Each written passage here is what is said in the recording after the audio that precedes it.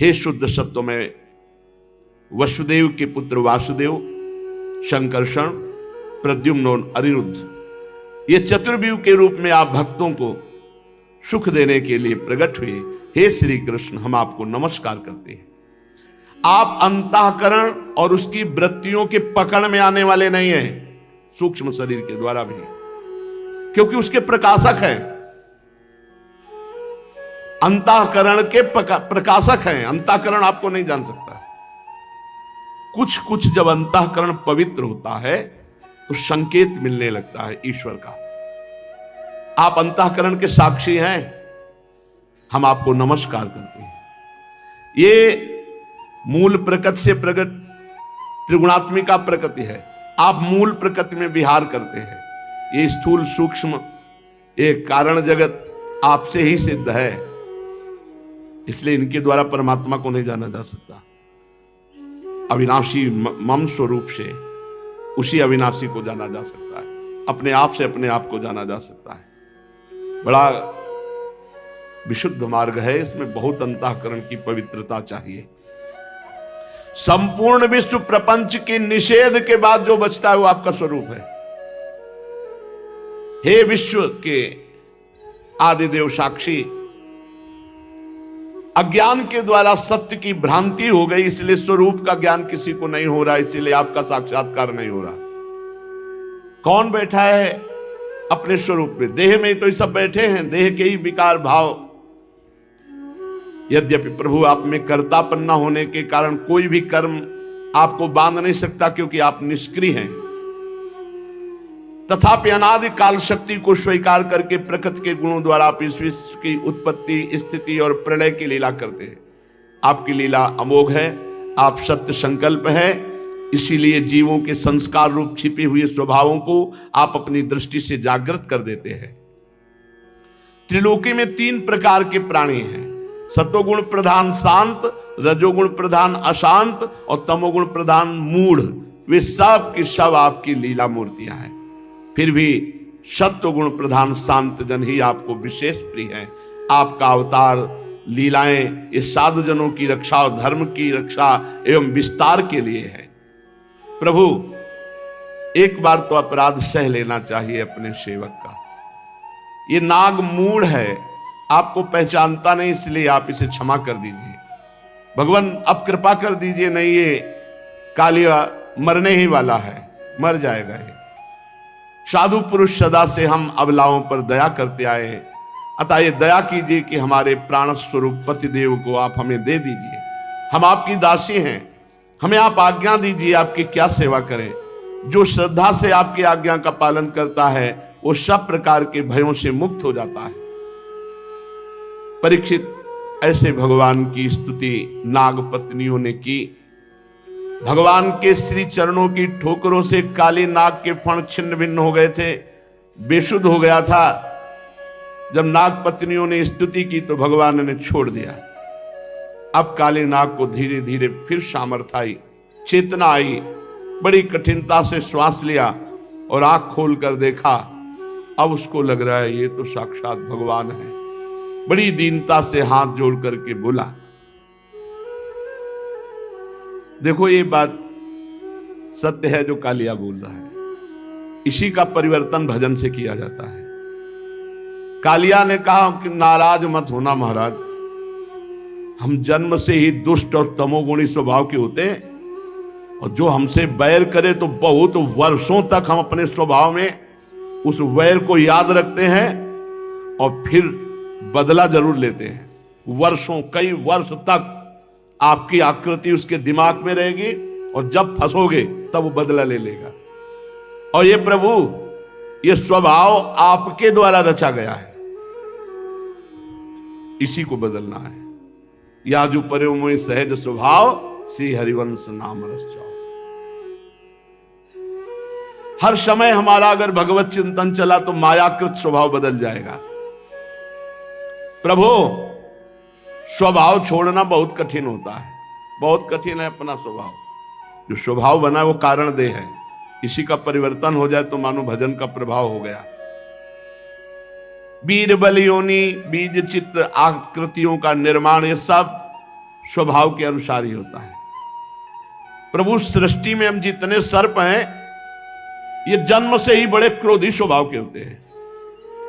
स्वामी, हम सब आपकी माया के चक्र में मोहित हो रहे हैं, फिर अपने प्रयत्न से इस दुस्तेज माया का त्याग कैसे करें? आप सर्वज्ञ संपूर्ण जगत के स्वामी हैं, आप हमारे स्वभाव के भी स्वामी हैं, माया के भी स्वामी हैं। अब मैं जान गया आप कौन हो। प्रभु, आप चाहे क्षमा करो या दंड दो, दोनों में मुझे कृपा दिखाई देती है। काली नाग की बात सुनकर लीला मनुष्य भगवान श्री कृष्ण ने कहा, कालिया, अब तुझे यहां वृंदावन में नहीं रहना है,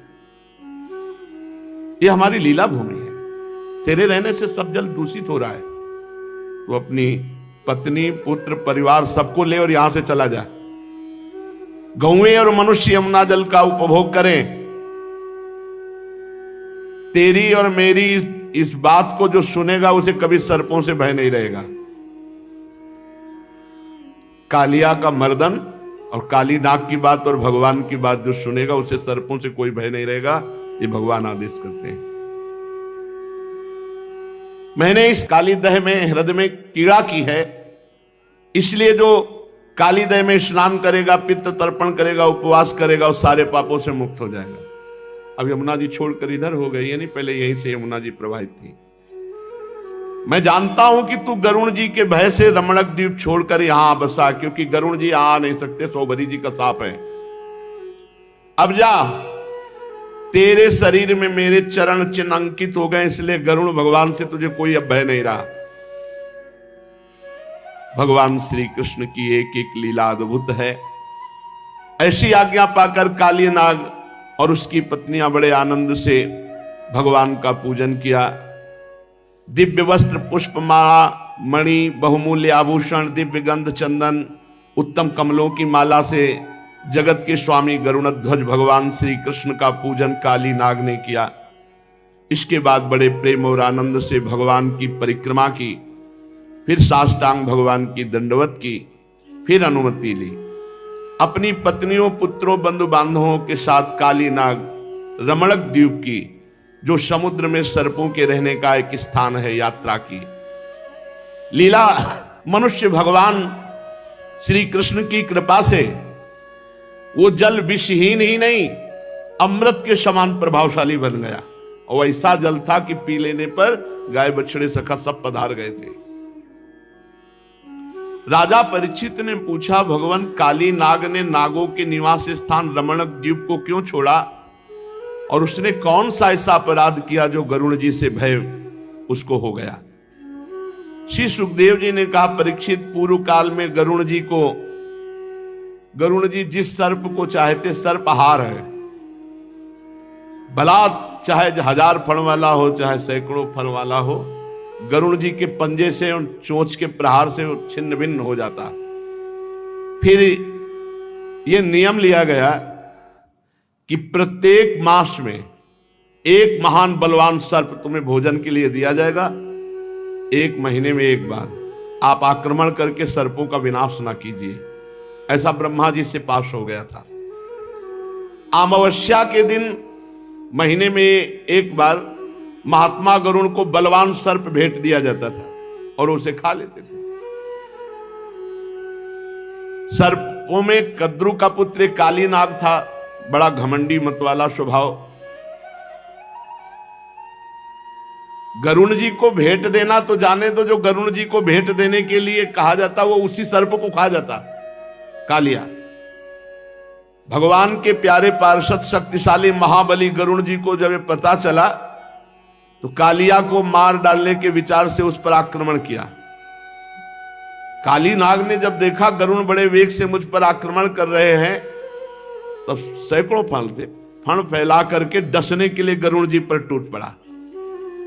अब गरुण जी के पंखों की मार, चोंच की मार, पंजों की मार, तारक्ष नंदन गरुण जी भगवान श्री हरि के वाहन है, उनका वेग और पराक्रम अतुलनीय है।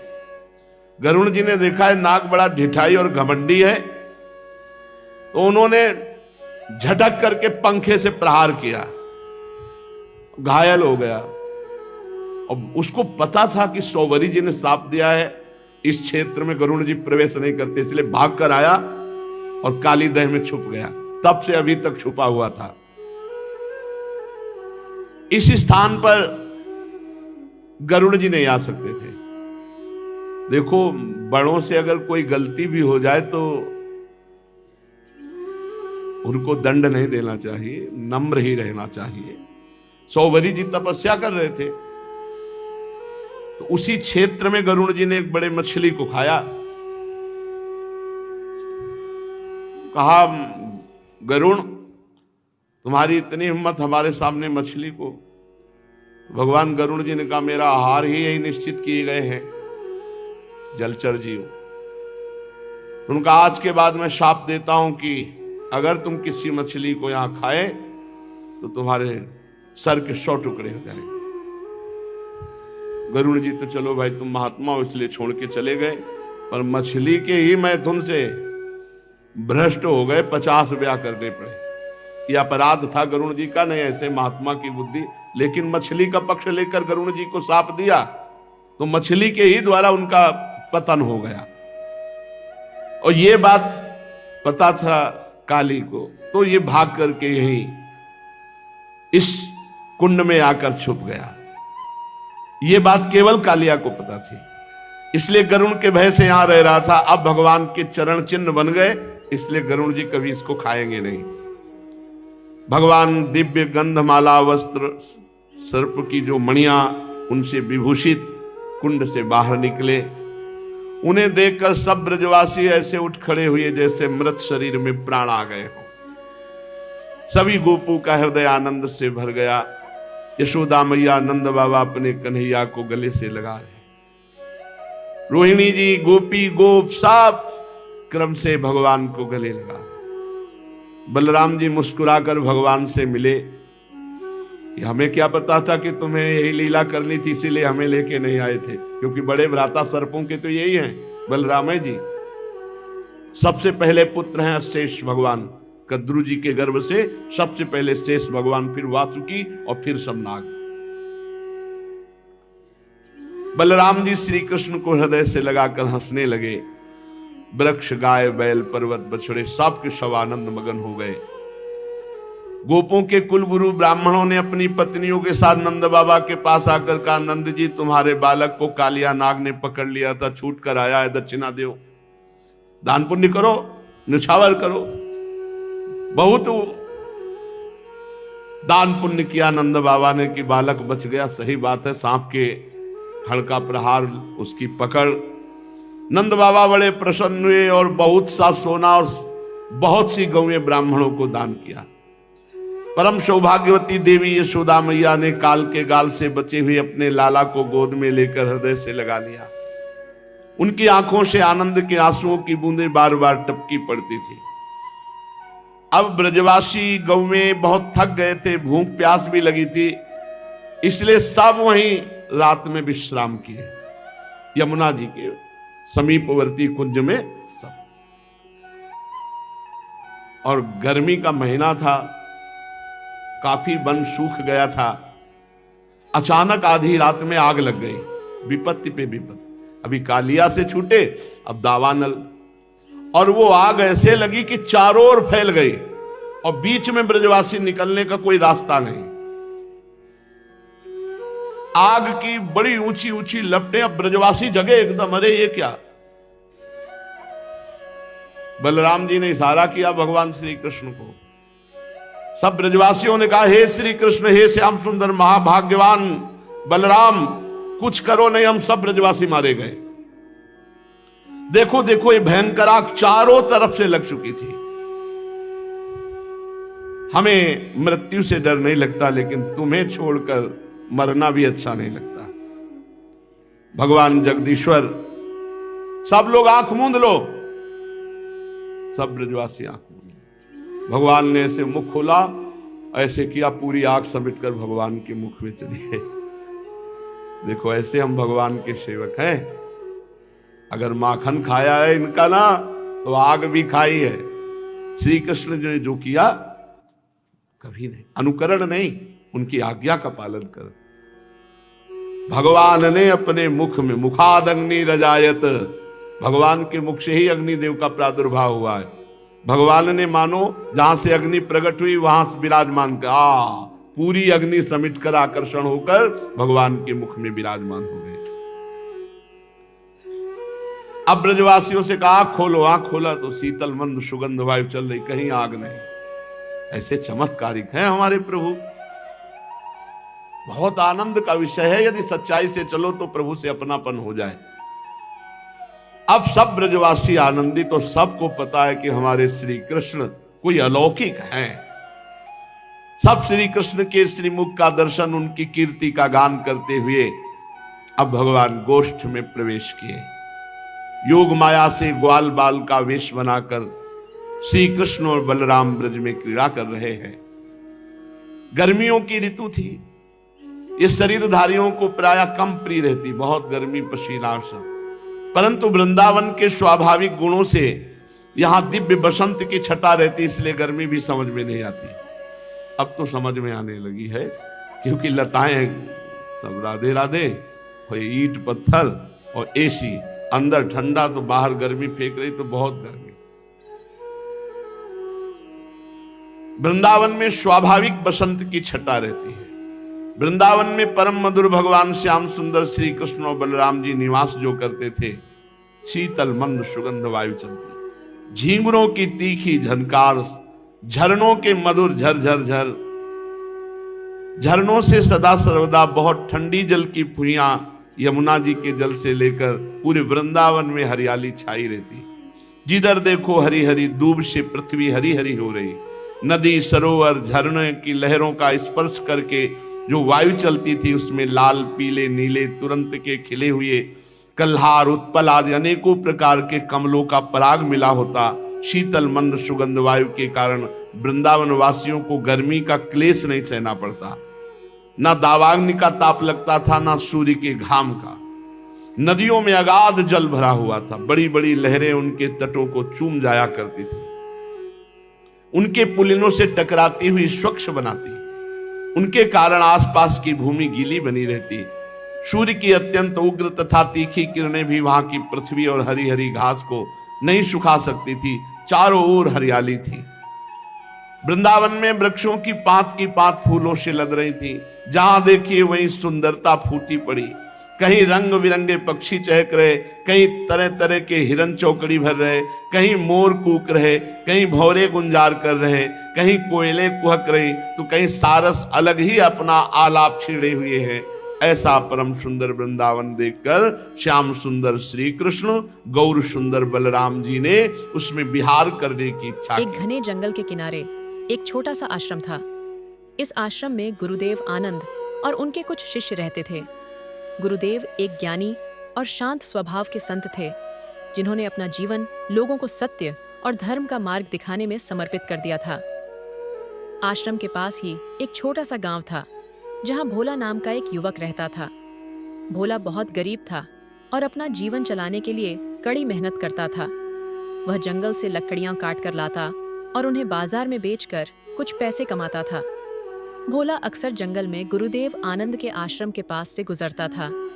एक दिन जब वह थकाहारा लकड़ियां लेकर लौट रहा था, उसने गुरुदेव को कुछ शिष्यों के साथ बैठे हुए देखा। गुरुदेव शांत भाव से उन्हें जीवन के गूढ़ रहस्य समझा रहे थे। भोला थोड़ी देर के लिए रुक गया और उनकी बातें सुनने लगा। उसे गुरुदेव के वचनों में बड़ी शांति और ज्ञान मिला। उस दिन से भोला अक्सर काम से लौटते समय आश्रम के पास रुक जाता और गुरुदेव की बातें सुनता। धीरे धीरे भोला को गुरुदेव के प्रति गहरा सम्मान और श्रद्धा हो गई।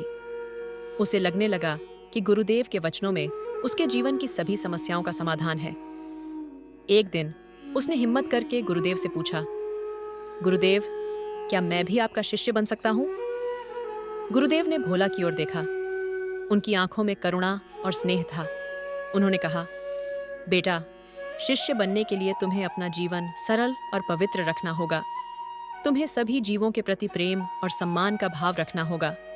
भोला ने कहा, गुरुदेव, मैं एक गरीब आदमी हूँ। मेरे पास आपको देने के लिए कुछ भी नहीं है, लेकिन मैं अपने हृदय से आपकी सेवा करना चाहता हूँ। गुरुदेव मुस्कुराए और कहा, मुझे तुमसे कुछ भी नहीं चाहिए। तुम्हारा प्रेम और समर्पण ही मेरे लिए सबसे बड़ा दान है। तुम कल से आश्रम आ सकते हो। भोला की खुशी का ठिकाना नहीं रहा। अगले दिन से वह नियमित रूप से आश्रम आने लगा और गुरुदेव की सेवा करने लगा। वह आश्रम के छोटे मोटे काम करता, शिष्यों की मदद करता और गुरुदेव के प्रवचन सुनता। भोला पढ़ा लिखा नहीं था, लेकिन गुरुदेव के सानिध्य में रहकर उसने बहुत कुछ सीखा। उसके हृदय में ज्ञान और भक्ति का प्रकाश फैलने लगा। धीरे धीरे उसका स्वभाव भी बदलने लगा।